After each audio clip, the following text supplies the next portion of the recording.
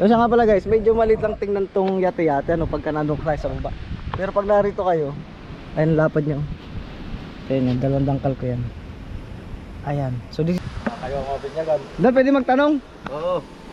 Ano nga po yung fiber na ginamit dyan dun sa ating yate-yate? Rubing. Rubing mat? Rubing at saka 450, number 450. Ayun. Fiber mat. Itong patong yun ano yun dun? Dito. Tatlo ang rubing mat. Tatlo. Tapos apat yung... Ano. Ayan, what's up guys? Ayan. Part 2 ng ating vlog dito sa fiber. So yun, bodega. Tingnan natin bodega. Yung maganda. Yan sinasabi ko idol na yung dati yun. Na-vacuum. Kuwan ng... Pag binubuksan, na-vacuum. Sige daw doon. Ayun. Yung parang hinihigop niyo yung hangin. Yun. Ayan. Ito po yung part 2 natin. So syempre, specs ng bodega. Ayan oh, ganda ng takip ah. Pa-slide ah. May foam din ito. May foam din. Init ka. May pum. Ito idol. Wala namang kahoy ito. Puro pum lang ito. Puro foam lahat ano? Walang kahoy dito. Wala. Kaya kung tutok-tokin mo parang kampaw. Oo. Oo. Dahil Yan eh. pitong patong din idol. Oo. Ito din ito. Galing din ito. Tigas din ah. Aba idol. Hindi na Tigas. matigas. Ilang patong yan? Ito pito din. Pito din? Ay dito ito. Tatlo lang ito dito. Tatlo sa lang. loob. Kasi hindi naman to dito kuhan. Yung doon Okay. ito. Tigas? Nabak yung lahat yan, ganun ano? Lahat yan. Hindi, Pare-pareha sa hindi na po natin lahat bubuksan. Pare-para sa pala. Aba. Mapapagod si Idol ay. Kaya naman, ngayon lang natin papagurin ulit. Pagka binalik mo, madali lang. Oo nga ano. Nabak yung nga ano. Mabagal siyang tumakip eh. Oo. Ayan, ang galing. Ang isa pa sa specs natin dito guys is yung sabihin ko na lang sa inyo kung paano ginawa yung ano, yung tawag dyan, yung yate-yate. Pero mapapanood nyo sa vlog na Idol. Kaya lang, yung mga subscriber ko ay hindi na nakita kung paano ginawa. So pasensya na kayo, tayo ay busy talaga. Ilang beses na nga tayong inimbita na Idol ay. Oo. Pero yan ay mai-describe mo naman. Oo, may di-describe naman natin. So dito tayo sa kabila, mas maganda yata dito. Yan, dito tayo. Idol, anong lapad na ito sa ibabaw? Itong yate-yate. Di size? Ba, parang isang kasko rin ano. Yan, naka-fiber din. Yan, dito tayo. So nakita natin yung bodega ngayon, yung loob, tsaka yung takip, kung gaano kasigo. Oh, may bakal. Ito siguro guys, lagayan ito ng harsha. Ayun oh, kita naman natin. So bakal na yung ginamit. Naka-bolt. Yan, so baba tayo. Ayan. So siya nga pala guys, medyo maliit lang tingnan tong yate-yate ano, pagka nandun tayo sa baba. Pero pag narito kayo, ayun lapad nyo. Ayun, dalawang dangkal ko yan. Ayan, so this is size nga. Kasi ang dangkal ko ay parang 8 yata eh. Ayan. Saan laki. Siya nga pala guys, ang pagkakagawa nito, so nakita ko naman ito sa vlog ni Boat Fiber, ni Fiber Boat. Ang ginawa rito is ayan, ang ganda niya no. Sa kaya maganda mag-demonstrate. Sa baba kaya tayo? O dito na lang tayo sa taas siguro. Ay doon tayo sa kabila, maganda ron. May tungtungan. Mas maganda ba, klaro-klaro. Ganda lang bangka talaga ba. Pasadamo natin na kaunti yung ano. Yan o. Yung Kamaruto, yung ganda no. Pero dito ang topic natin ngayon sa dito. Ayan. Ito guys, nung ginawa ito, itong yate-yate. Yan, so may tungtungan, buti na lang, may pader pa rito. Nung ginawa po ito is, syempre nilatag muna itong mga palatig. Ilang palatig yan. So binilang natin kanina 1, 2, 3, 4, 5, 6, 7 7 yan, 7 yan. Pagkalatag yan, ginawa ng pakoko syempre. Yan po yung mga nauna. Tapos hindi lang po yan basta, kasi baka isipin ng mga viewers natin is ano ang patibay nito, patigas. Ito po ay mayroong 2 por 6 kung di ako nagkakamali na pinakapit dito sa dito. Dito ko lang sa labas i-demo kasi nasa loob eh. Pinakapit muna dito. Yan hanggang doon. Lahat yan hanggang doon. Diretso yan hanggang doon. 6. Tapos ginawan po nila ng parang kasko dito. Ayan o. Ayan. So wala pa na ilalim yan is 2. 2 nga ba? Ayan 2 nga po 2. Ayan.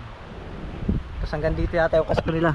Ayan. May kasko po sa ilalim yan na nakalapat na rin yun. Tapos bago nila nilagyan ng foam, so binalutan na rin nila yun ng fiber.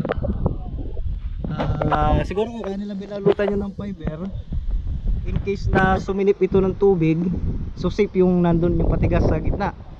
So I think lang naman, pero ayos din yun para hindi nga naman nabulok agad yung pinakang ano niya, patibay sa gitna.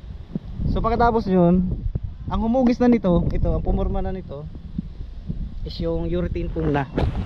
Yeah, so nagtapa lang sila ng urethane foam matapos silang balutan yung kasko tsaka yung 2x3 2x6 ng fiber. Ayan, nagforma na sila kagad ng urethane foam, tinapal na nila at yun na, ito na, nakuha na nila yung formang ito. Ayan, pati itong ibabaw ano to, urethane foam na, kaya kung ang tunog din nyo. Ayan, so yan, ito ay 7 patong din siguro. Kasi lahat naman ng gawa nila dito is 7 ano. Lahat ay naka 7 patong. Siguro ko ay yung isang dalawang klase kasing mat ang ginagamit po nila eh. Dalawang klase, yung isa yung makapal. Yung anong tawag doon? Basta dalawang fiber mat yun ginagamit nila. Tatanong natin, akit tayo sa taas. Para sigurado, mayroon kasi magkamali eh. Para sure doon tayo magtatanong sa gumawa. Nakaturligli, ang galing oh. Ayan. Magkatuloy tayo siyempre.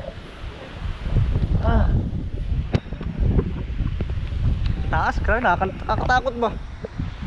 Kakalula. Nalulula ako pagka ano. Mas malula pagka nandito ka sa taas kumpara dun sa nasa ano ito. Pero pag nasa dagat to guys, hindi na ito malula. Depende na lang kung nalulula ka sa dagat.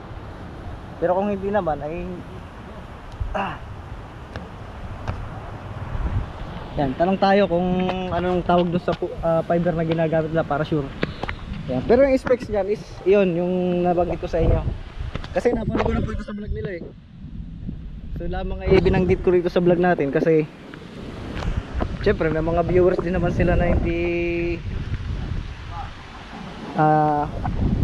natin subscriber. Yan, dito tayo nagtatanong. Baka tayo mauna mabigyagan. Yan. Kayo ang mabigyagan. Doon pwede magtanong. Oo. Ano nga po yung fiber na ginamit dyan dun sa ating yate-yate? Rubing. Rubing mat? Rubing at saka 450, number 450. Ayun. Fiber mat. 7 patong yun ano yun doon? Dito. 3 ang rubing mat. 3. Tapos 4 yung... ano. Ayun. Ayun. Tapos yung mga pauna niyan sa loob, walang rubing, puro lang, 4 fiber. puro mat lang. Kakalula taga rin sa taas ba? Parang malula pagka wala siya sa dagat. Parang di naman ako nalula sa tahik. Baliktad yata idol ano. Mataas kasi doon yung yung taas niya kasi nakakalula ba? Oo, lalo na kung naroon ka sa tuktok ng ano. Ng palo? Ng kamarote? Hindi, sa susunod na kami akit siguro dyan doon. Pagka may ano na hagdan. Yan ang palaman. Lalagit yung susubra dito. Yan lalagit gagawin ko hagdan. Yan. Ayos. Ay sa susunod na namin i-vlog yun, ano eh. Gagawin ko hagdan diyan. Ay teka, ba't di ka nag-vlog pala ngayon? Meron. Update ka na lang. Update lang to. Ayun, ayos. Mamaya daw may upload ako. Ayun. So rubing mat at saka 450 ang ginamit. So yun, galing. Siya nga pala yung lubid ng arsya nila. Ayun, naka-arsya na kasi sila, yun. Tsaka may mga palo na to. Idol, kompleto ng palo nito, idol, no? Sa gitna. Oo. Isa na lang pala, gitna. Yun daw, yun nga, yung lagayin doon, no? Ayan, lagayin dito, kulang nga isa. Ayan. So, same lang naman yun, yung doon kasi tayo nagsample sa kabila kasi may tuktok. Tsaka, yan, yung kabila. So, ganun din. Same lang naman yung kanyang pagkakadiskarte ng palangoy. Ayan, sa division is wala pong division na ginawa sila. Ayan. So syempre, kaya siguro ganun yung nilang disenyo niyan, walang division. So I think lang naman to pero parang nakuha ko yung idea nila kasi hindi naman talaga maiiwasan yan na minsan kasi may makasagian ito na bangka, so mabutas halimbawa, pero matibay yan, din kasi basta-basta butasin yan kumbaga lang sa sobrang tagal na syempre lumulutong yan baka masagi masinip ng tubig sa loob. So napakadali lang siyang alsan ng tubig. So yung lang sa hanapin mo lang yung pinakamababang part niya, bubutasin mo lang yun dun sa ilalim, tapos yun tulo na yung tubig dun, tapos tatapalan na din. So baka yun yung naging diskarte nila pero tanong natin para sure. I think lang naman Dol, walang division yung ano nyo Dol, no? Yung inyong yate-yate. Wala, idol. Ayun, sabi Diretso ko. lang yun. Yun, walang division. Kasi ang yung Harvey. para kung sakaling magkatubig siya idol, mabilis siyang i-drain ano. Oo, Ayun. Oo. Doon lang sa mababang sa kung saan yung posisyon na mababa, doon lang bubutasin. Ayun. Bawa nasa gitna kasi nasa gitna nga na yan Oo. Yung mababa ang porsyon. Yun. So ayun. Yun nga ang dahilan guys, kaya kaya hindi na nila nilagyan ng division. Ayan. So yun yung specs ng ating yate-yate dito sa ano to, anong bang title nila dito? Dambuhalang Bangka ang pinamagat nila dito Pero ano siguro ito? Kauna-unang fiber boat siguro dito sa atin. Kasi wala na ibang fiber dito na puli katulad dito. Ayan. So, paano guys? Thank you for watching.